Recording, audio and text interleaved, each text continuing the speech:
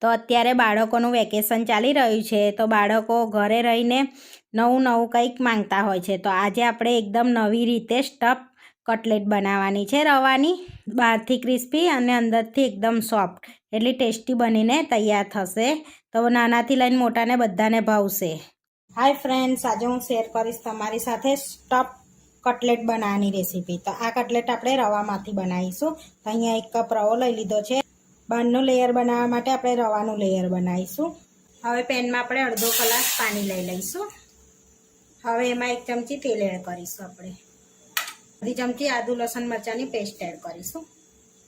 અડધી ચમચી chilli flakes add કરીશું. આપણે થોડું જીરું એડ કરીશું, અડધી ચમચી જેવું.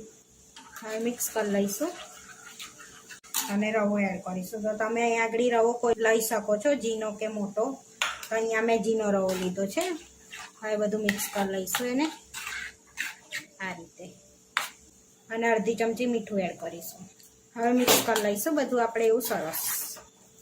આનો લોટ આપણે કઠણ બાંધીશું, થોડોક આપણે થીક થઈ ગયું છે આ. તો હવે આપણે આને ઠંડુ થવા દઈશું અને અંદર ભરવાનું સ્ટફિંગ બનાવી લઈશું. 2 ચમચી તેલ લઈ લઈશું. હવે તેલને ગરમ થવા દઈશું. આપણું તેલ ગરમ થઈ ગયું છે. 1 નાની ચમચી જીરું એડ કરીશું. આ જીરું તતડી ગયું છે, થોડી હિંગ એડ કરીશું. હવે ઝીણી કટ કરેલી 1 ડુંગળી એડ કરીશું. આપણે હવે ડુંગળીને પહેલા શેકી લઈશું. તો અહીંયા આપણી થોડીક ડુંગળી શેકાઈ ગઈ છે. હવે આપણે કેપ્સિકમ એડ કરીશું. તો અહીંયા લાલ ચીરા મેં કેપ્સિકમ લીધા છે અને 2 ચમચી ગાજર એડ કરીશું. આદુ લસણ મરચાંની પેસ્ટ એડ કરીશું, અડધી ચમચી.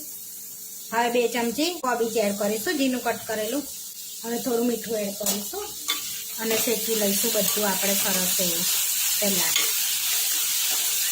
તમારી પાસે કેપ્સિકમ લાલ ચીરા ના હોય તો ગ્રીન કેપ્સિકમ લઈ લેવાનું. હવે એની અંદર થોડા ચીલી ફ્લેક્સ એડ કરીશું, અડધી ચમચી જેવા.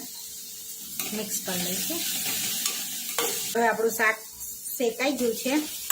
હવે એમાં બોઇલ વટાણા એડ કરીશું. આપણે 1 વાડકી નાની બટાકા એડ કરીશું, બાફેલા 2 નંગ.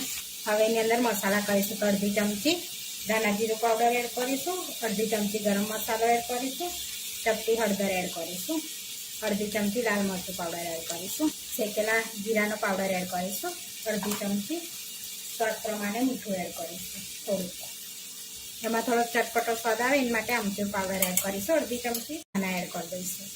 2 ચમચી લીલી ડુંગળી એડ કરીશું, અડધી ચમચી મરી પાવડર એડ કરીશું. હવે બધું સરસ પહેલાં મિક્સ કરી લઈશું આપણે આ રીતે. હવે બધું સરસ મિક્સ થઈ ગયું છે. હવે પાવભાજી મેશ કરવાથી એનાથી આપણે મેશ કરી લઈશું આ રીતે, એટલે બધું એક જેવું બળી જાય અંદર. હવે બધું સરસ આપણે મેશ કરી લીધું છે આ રીતનું. અંદર બટાકા એડ કરવાથી એક બાઇન્ડિંગ સરસ આવી જાય અંદર. હવે આપણે આને ઠંડુ થવા દઈશું. તો અહીંયા ગેસ બંધ કરીને હવે કમ્પ્લીટ આપણે એને ઠંડુ થવા દેવાનું છે. હવે કટલેટ બનાવવા માટે આપણે ઉપરનું પડ ક્રિસ્પી કરવા માટે કોર્નફ્લોર લઈ લઈશું 1.5 ચમચી. 1 ચમચી મેદો લઈશું, મીઠું એડ કરીશું, થોડાક ચીલી ફ્લેક્સ એડ કરીશું, અડધી ચમચી જેવા. હવે એમાં થોડું પાણી એડ કરીને એક સ્લરી બનાવી લઈશું આપણે.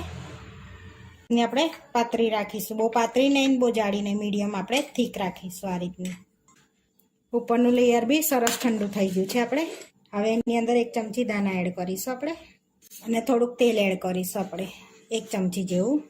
હવે આ બધું આપણે સરસ એવું મિક્સ કરી લેવાનું છે. એક લોટ બાંધીએ ને એ રીતનું મિક્સ કરી લઈશું.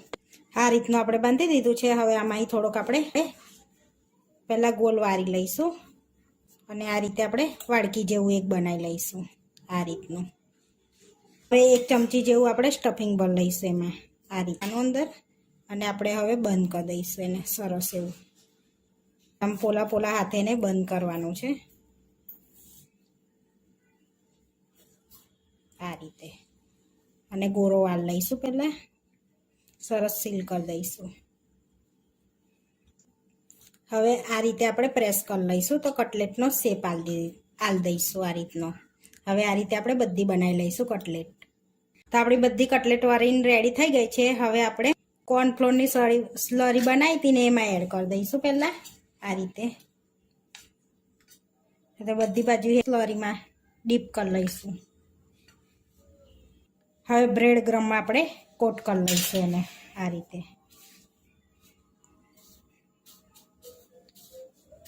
આમ સરસ કોટ કરી લેવાની છે ને બધી બાજુ આ રીતે આપણે બધી કોટ કરી લઈશું. તો આ રીતે આપણે કોટ કરી લીધી છે. હવે આપણે એને તરી લઈશું. તો અહીંયા તેલ લઈ લીધું છે આપણે. હવે કટલેટ એડ કરી દઈશું આ રીતે અંદર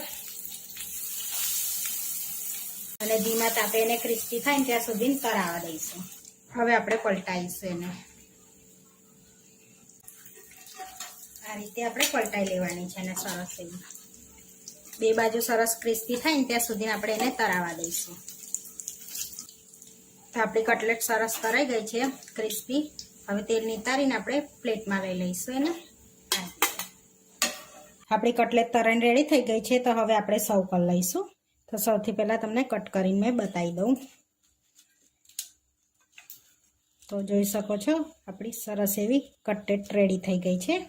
અહીંયા થોડોક કેચઅપ લઈ લઈશું. હવે આપણે ચમચીથી આ રીતે પ્રેસ કરી લઈશું. હવે આપણે કટલેટ લઈ લઈશું એની પર. તો અહીંયા કટલેટ લઈ લીધી છે. હવે ટોમેટા કેચઅપ આપણે લઈ લઈશું સર્વ કરવા માટે. તો અહીંયા આગળ આપણે ટામેટા કેચઅપ જોડે સર્વ કરી લીધી છે. આપણી સ્ટફ કટલેટ બનીને રેડી થઈ ગઈ છે. આવા વિડીયો જોવા માટે મારી ચેનલને સબસ્ક્રાઈબ કરો, લાઇક કરો અને શેર કરો અને તમે જરૂરથી ટ્રાય કરો. ફરી મળીશું નવા વિડીયોમાં અને કોમેન્ટ કરીને જરૂરથી જણાવજો કે તમને આ મારી રેસીપી કેવી લાગી.